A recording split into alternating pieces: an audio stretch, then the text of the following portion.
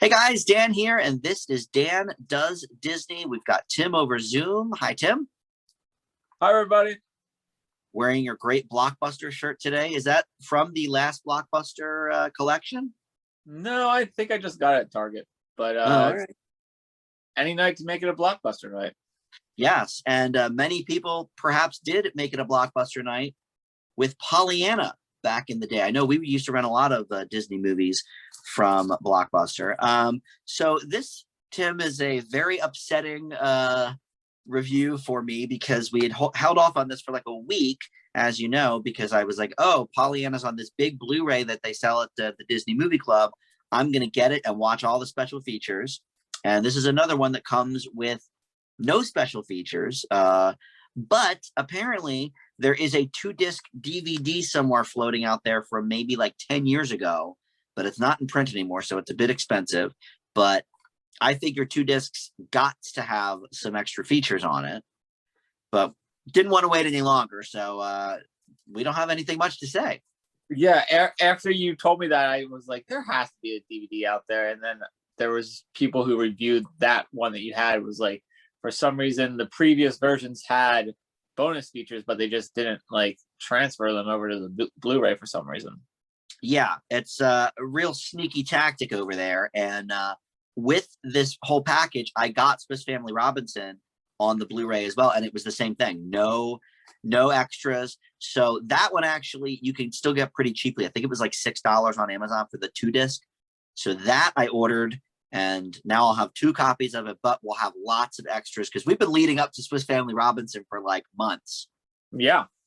That's going to be the biggie. So I definitely want to have some special features for that. So anyway, so can't really review the film itself or the extras, but we will talk about the movie. It is readily available on Disney Plus, which is how we both ended up watching it because I didn't know this existed till later. But looks pretty good on Disney Plus. It's another one they've cleaned up pretty well. Yeah, and I actually read something that for some reason, like cleaning it up caused some issues because like a color thing was incorrect in the cameras or something like that, and then when they did it, like some of the colors didn't turn out right, so then they had to go through it again and like fix it off. Oh, okay, cool. I'm glad you know that factoid because I did look up on YouTube. I thought, well, maybe some of the extras from the DVD version made their way to YouTube like we see sometimes. And there was like a 20-minute thing on like the restoration of it, but I didn't watch it because I was too angry about this thing having no extras. So that's probably why there's a big feature about the restoration of it. Probably. Yeah. So, all right. So anyway, this movie came out in May of 1960. This was their big early summer release. It was made on a $2.5 million budget. It earned $3.75 million in North America alone. And Hayley Mills, who this is the first time we're seeing her, but I think there's 6 total or 5 total? 6 total. This is our first of 6 total.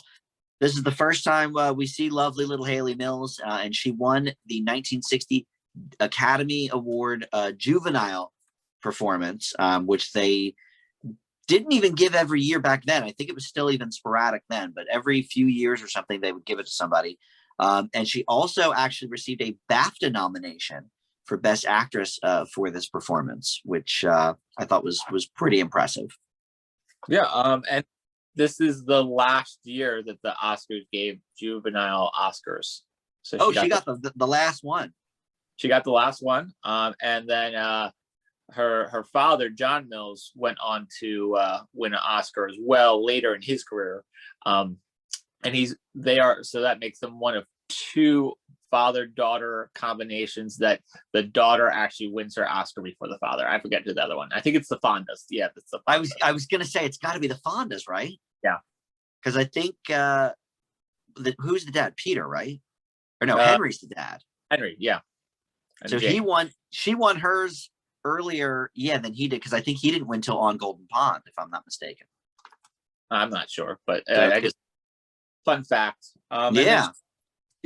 She won that the Golden Globe for Promising Newcomer, and she actually won I think the same award for the BAFTAs the year before, because she was in a movie before this called it was something Tiger or something like that. I forget what it was, but the BAFTAs was thought that was the promising newcomer movie for her, and so I think she won that the year before. Huh. All right. Well, wow. Tiger Bay is what it was called, I believe.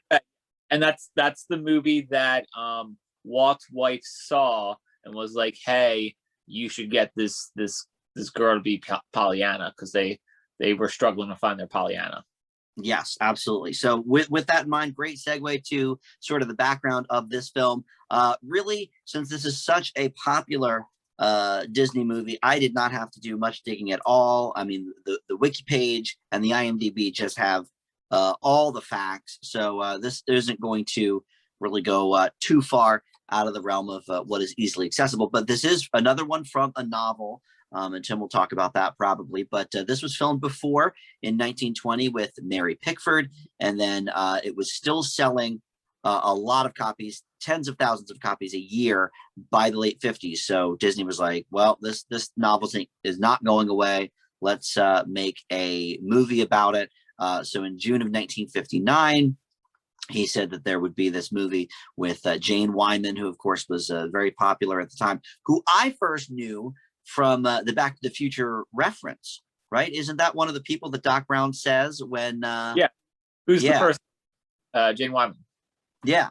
And that I never knew who she was. I mean, I guess I had seen this when I was a kid, but don't really remember. Certainly didn't know who Jane Wyman was at the time. But anyway, David Swift was going to write and direct this movie. He was best known at the time for his work in television. But he ended up writing it and directing this feature film. And like Tim said, a lot of trouble finding who would be Pollyanna. They saw over 350 girls for Pollyanna and still didn't quite have anybody that fit the bill that they were looking for. So like Tim mentioned, Disney's wife, Lily, went shopping with one of the Disney studio heads' wives. And when they were in London, they saw this movie called Tiger Bay and thought, oh my gosh, this Hayley Mills, here is your Pollyanna. And at first, Disney and the other dude didn't really listen. Oh, you silly women, what are you talking about? And then they finally watched the movie and was like, oh yeah, no, she's fantastic. Let's cast her. So there you go. So they shot starting in August of 1959, filmed in California at a lot of the Disney studios, of course. And interestingly enough, in the book, apparently it was set in Vermont, but here it's located in Maryland because they keep talking about Baltimore. And they, I think, take the train to Baltimore as well at some point. And so this is another Disney movie that had a bunch of merchandising. There was a paper doll collection. Remember paper dolls, Tim? You might be too young for that. No, I feel like, do you remember that? I remember paper dolls. My sister had some paper dolls. Okay, yeah, I feel like they were like when I was real little, they were going out, but yeah. So there was a whole paper doll collection, an album recording, a little golden book about it, all this different comic book merchandise. So they had a lot of that stuff for this, which we haven't seen, I think, too much lately. I'm trying to think of the last one with a lot of merchandising. Maybe Davy Crockett. Davy Crockett was probably the big one with the coonskin caps and stuff like that. But I feel like a lot of the ones that we've talked about like have an audio record or something like that as well. Yeah, a handful have the comic book tie-ins as well. Yeah, comic book tie-ins like Darn Cat, not that Darn Cat. The Shaggy Dog had a comic book tie-in. So in terms of the production of the movie after the fact, so they were actually going to resuscitate the franchise when Walt released a book based on the movie. Nowadays, that's kind of hot to do like the novelization of the film, but back then, kind of rare to have a book turn into a movie and then they do a book based on the movie. But everybody kind of decided that it wasn't really going to happen. Walt, really loved it, but he thought the movie would have done better with a different title because he felt that it sort of led boys to not want to see the movie, which, I guess I can see that. And also the director Swift that we mentioned wanted to trim the movie by a good 20 minutes and rearrange a few different scenes. But Disney had fallen so much in love with the movie. He said, no, we're gonna show it as is and do it. And this is one of the longer ones too. Isn't this just about 2 hours? Maybe a little more. It's over 2 hours. I think it's 2 hours and 12 minutes or something like that. Yeah. And we haven't seen too many other than 20,000 Leagues. I can't remember if we've had any that have been over 2 hours. Nope. Not So that could be one reason too. It didn't do as well because they could only run it so many times a day, I guess, if it was that long. But all right, well, that's pretty much all I have on the background. So Tim is going to tell us about the plot of this movie, and then we'll sort of talk about it. Well, I would have to say that maybe Walt had a point that it being called Pollyanna did not attract little boys to see it. I mean, that was what the Disney ran into with Tangled. They renamed it Tangled and pushed the Flynn Rider character in the preview so that little boys would go see it. And because when they had that makes sense. The one before that it was the Princess and the Frog did not do well because it was called The Princess and the Frog. So they were like, we need to get little boys in here that would be excited for stuff. So that's probably why they changed Frozen. Isn't Frozen called the Ice Queen in the original story? Yeah, that's the same thing. Yeah, makes sense. It's odd though because they had so many cartoons with the woman's name: Sleeping Beauty, Snow White. I guess Snow White and the Seven Dwarfs, but still, I feel like they had a lot of movies named after their princesses. Cinderella that did very well. Yeah, but then just last year, not many people wanted to go see Sleeping Beauty. It didn't make a lot of money until the re-releases. That's a good point. I guess that's true. It was a money loser when it first came out. So I don't know. Yeah. Okay. Pollyanna. It is based on the 1913 novel Pollyanna, and that was written by Eleanor H. Porter. So the movie takes place in the early 1900s. Pollyanna, a 12-year-old orphan daughter of missionaries, arrives in the small town of Harrington to live with her rich and strict aunt, Polly Harrington. Young Pollyanna is a very cheerful and optimistic girl who focuses on the goodness of life by always finding something to be glad about. Her positive outlook results in others in the town finding themselves looking on the bright side as well, including two of the most disliked people in town: recluse Mr. Pendergast, who is rumored to keep small children in his basement, and disagreeable Mrs. Snow, who is always looking at death instead of life. But the toughest nut for Pollyanna to crack may be her Aunt Polly, with her singular focus on controlling the town to her standards. And that is the movie Pollyanna. And we see a lot of the people in previous movies. Kevin Corcoran's here yet again. Yep. So Kevin Corcoran, he plays Jimmy Bean. We just saw him in Toby Tyler and a handful of other movies. And we have a couple more movies to look forward to see him in as well.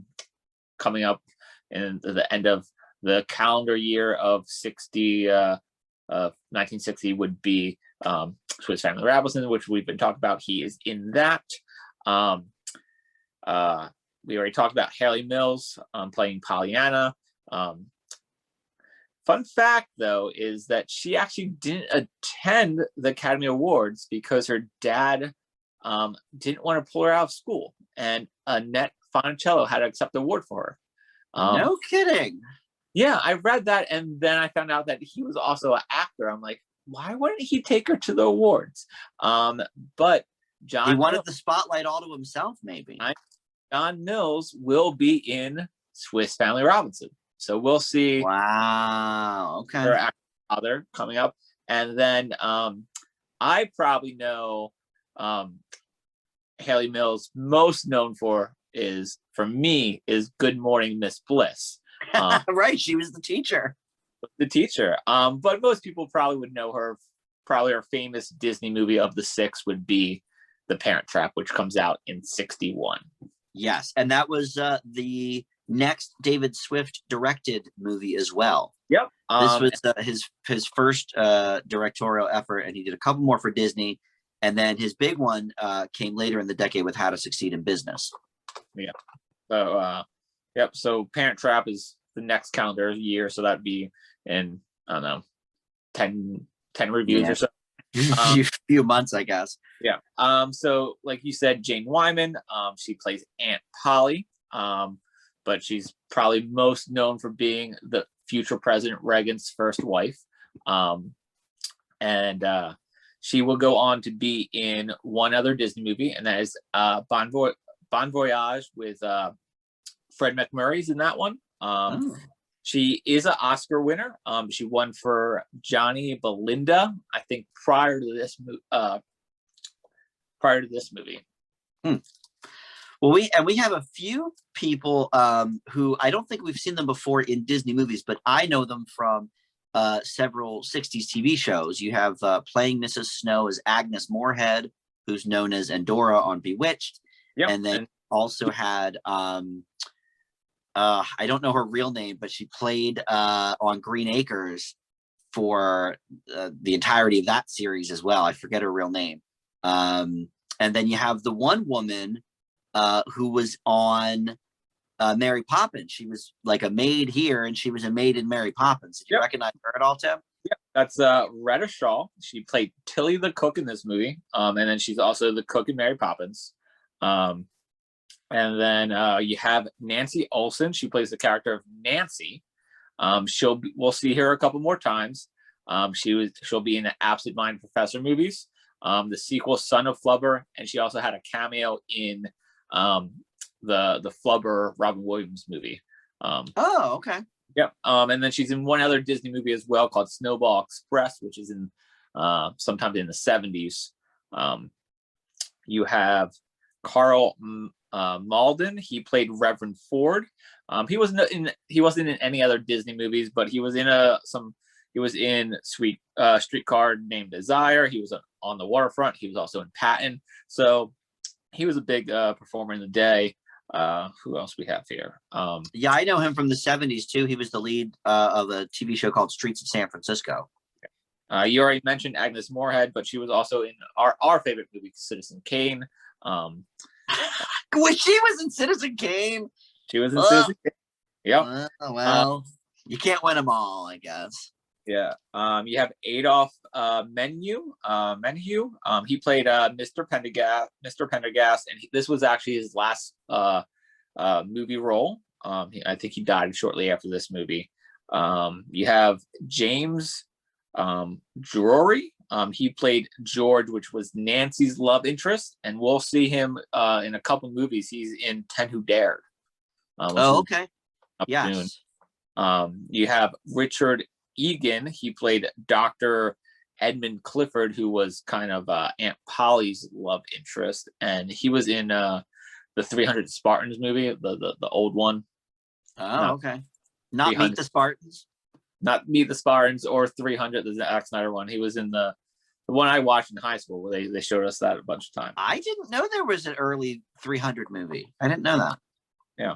And then just to talk about Jane Wyman a little more, she actually had 2 other Oscar nominations, and she won a Golden Globe for Falcon Crest, which was a soap opera that she did for like 9 seasons after this.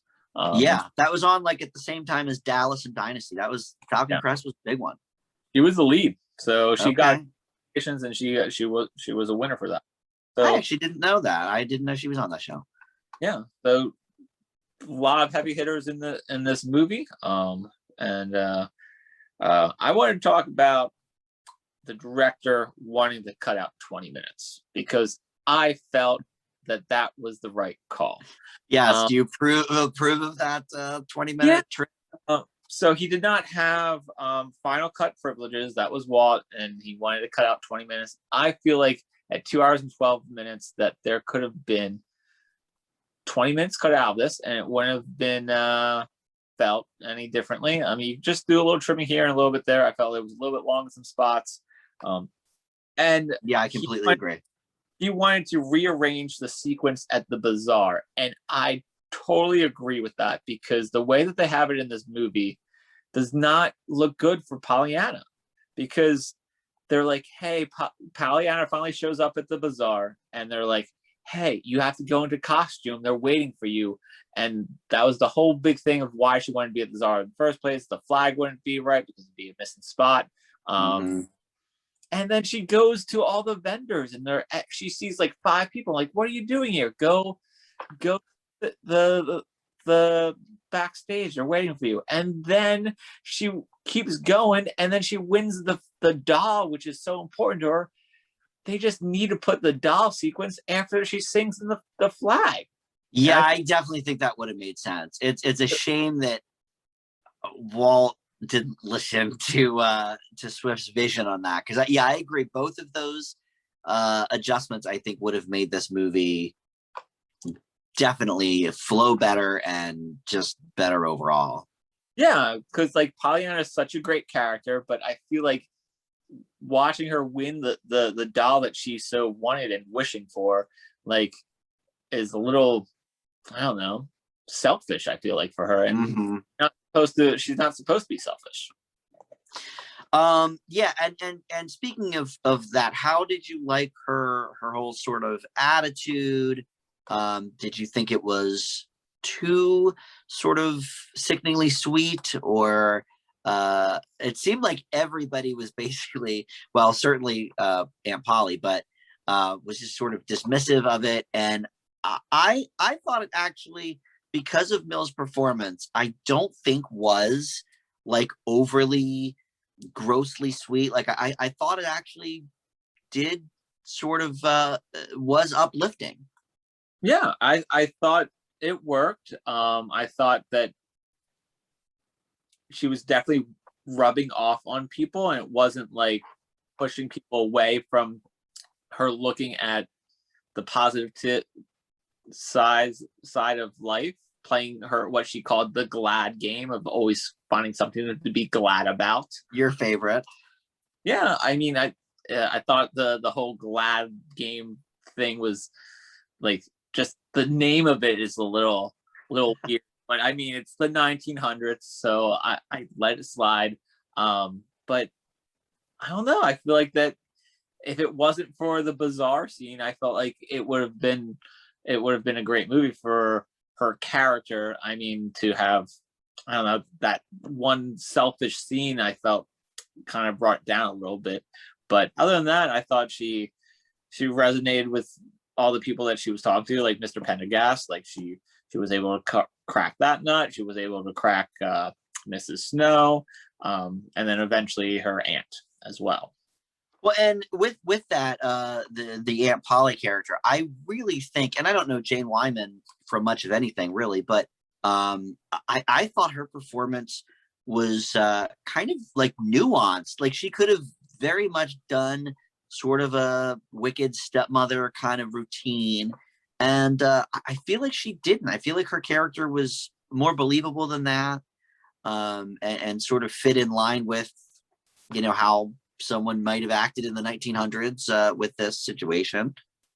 Yeah, like for her to be in the 1900s, to be the main power person in this town, like she knew that she had kind of put her foot down at times, because she was a woman in the 1900s and she had the influence based off her name and her father, but she didn't want that to go away.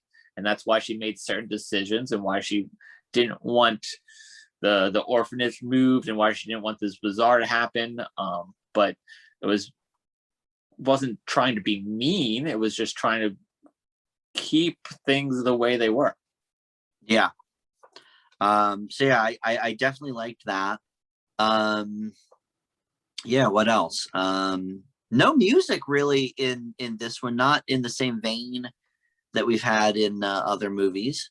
No, there's 2 sung songs, American the Beautiful, which Pollyanna sings at the bazaar, and then there's one short song that Nancy and Pollyanna sing, which is like, I forget what it's called, but like, oh, what a beautiful day it is, or something like that. But I mean, Aaron knew all the words when they started singing it, so yeah, I mean, these are not obscure numbers here. yeah. So on that fact, there was actually 2 songs that were dropped from the movie. There was a okay, I didn't read that. Let's hear about it. There was a song called Pollyanna, and there was a song called The Glad Game. And they were both included on the storybook record, which was narrated by Kevin Corcoran. Oh, wow. Okay. So our buddy. Yeah. So if you look at the songs of the movie, there is one called Pollyanna, but it's just the instrument version. So okay. They dropped all the lyrics for the thing. What else? How did you think Kevin Corcoran did in this movie? Because I was underwhelmed. Yeah, I feel like I couldn't tell if that's because Hayley Mills is so good that like he just can't keep up, or I don't know. But I kind of liked him as Toby Tyler, as we talked about. But yeah, he varies from movie to movie, doesn't he? Yeah, I mean, Toby Tyler, I think he did a good job, but I mean, as the lead, we thought a little bit of a stretch for him. But I feel like this one probably was just kind of doing very similar things that he did in The Shaggy Dog. I mean, it was. I mean, they could have, instead of calling him Jimmy Bean, they could have called him Moochie, and it would have been the same character, except for he's an orphan in this one. So yeah. I think his performance was better than Old Yeller, but it wasn't the trajectory that we should be seeing at this point, because this is what, the 5th time, for at least 4th. I think this is the 4th time, and I think there's at least 2 other ones. There's like because he's in the Old Yeller sequel, Savage Sam, and so and then 3 other Swiss Family, of course, and also Babes in Toyland, which was the other guys from Toby Tyler. Right. So, I mean, and I feel like this movie, he probably stuck out more like a sore thumb, because not just because of Hayley Mills, but everybody else in the cast, I felt like were giving it their A game. I don't think anybody else was really that bad besides him. And I mean, I wouldn't say he was bad. It would just feel like he was mediocre amongst people who were shining. Yeah, that's a great way to put it. Yeah, he definitely was not keeping up with the rest of this cast. Whereas in previous movies, maybe he didn't have, such A-listers to go up against. But yeah, you could see where his talent sort of lies the best. We've sort of gone over that in previous reviews. But yeah, I thought he was by far the worst. And it might be the fact that his best performance that we would probably be The Shaggy Dog. We could agree with that. And that I think so. That was a comedy, and like this movie has a little bit of comedy in it, but it's more of a family drama. Right. So maybe comedy is probably where he should be at. Yeah, and I don't think any of his other movies are. I don't know much about Babies in Toyland, but certainly Savage Sam is not. No, and Swiss Family Robinson isn't either. Right. So, yeah. All right. So I will say before we give our grades here. So after Walt Disney passed, they did go back to this Pollyanna well a couple more times. So they had in 82, I think it was, an episode of the Walt Disney Anthology series called The Adventures of Pollyanna. They were hoping to make that into a series, but didn't really take. But Shirley Jones, who was the mom on The Partridge Family, played Aunt Polly on that one. But then a few years later, they had a big success with a group of people from The Cosby Show doing a TV movie called Polly. It was Felicia Rashad was the mom, who was Claire Huxtable. And then Keisha Knight Pulliam, who plays Rudy on The Cosby Show, was Pollyanna. And then it was, I don't know if it was directed by or just choreographed in the songs by Debbie Allen, who is Felicia Rashad's sister, and she did, Fame and all these famous dance things. And then they did a sequel, Polly Coming Home, a couple of years after that. So they did have some success with it. I can't really find much about that though. I don't even know if they ever released it on DVD or anything, but so they did have some success with this again a few decades later. You did mention all the merchandise. Did you read about the lockets that they released? Yes, there was the lockets with the fake Lincoln quote on it. Yep. So in the movie, Polly has a locket, and it has a quote that she says Abraham Lincoln said. And then so they made lockets and released them with the quote. And then David Swift found one at a gift store and was like, called up Disney and was like, hey, just so you know, we made up that quote. It's not from Lincoln. And so they had to recall them. Oops. Yeah. The only other two things I have down here is one, there is a lot of Bible and religious topics. Yes. I'm glad you brought that up because I forgot to write that down. But yes, your big theory, which I think was great, is that a lot of these things that are not available on Disney Plus that we've been going over have some sort of religious lean to them.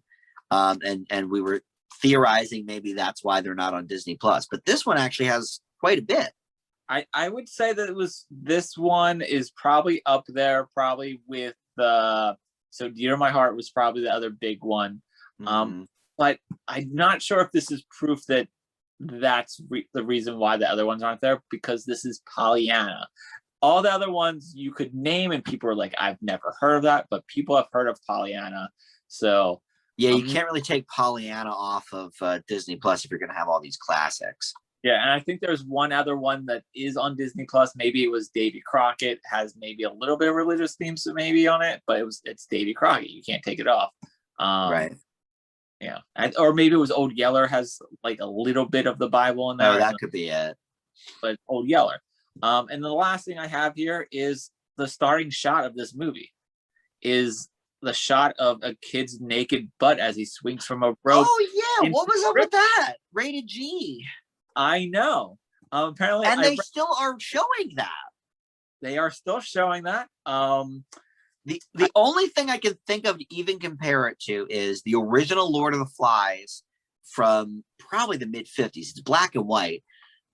If you watch that today I don't know if it's available on any of the streamers, but on DVD or on the Blu-ray, the most recent Blu-ray, they still have like all those naked kids running around.